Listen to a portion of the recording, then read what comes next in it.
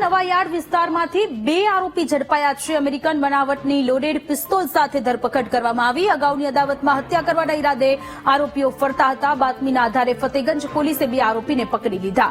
તન્મય જાધવ અને સન્નીસિંહ નામના આરોપીની ધરપકડ કરવામાં આવી। થોડા સમય પહેલા રામવાડી વિસ્તારમાં મારામારી થઈ હતી। અગાઉની મારામારીની અદાવત રાખીને ગુનાહિત કૃત્યને અંજામ આપવાના હતા।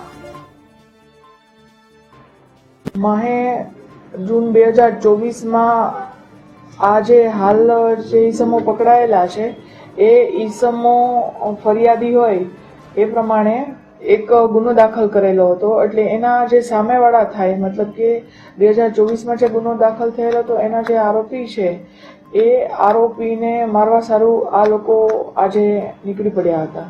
શું ગુનો દાખલ થયો હતો 2024માં? શું વિગત હતી? તે 207 નો અને રાયોટિંગનો ગુનો દાખલ કરેલો હતો। કોના વિરુદ્ધમાં? એક અંડી અને એક અશોક માયાવંશી એવા પ્રકારના જે ઈસમો છે ને મારવા સારું આ લોકો નીકળી આવ્યા હતા।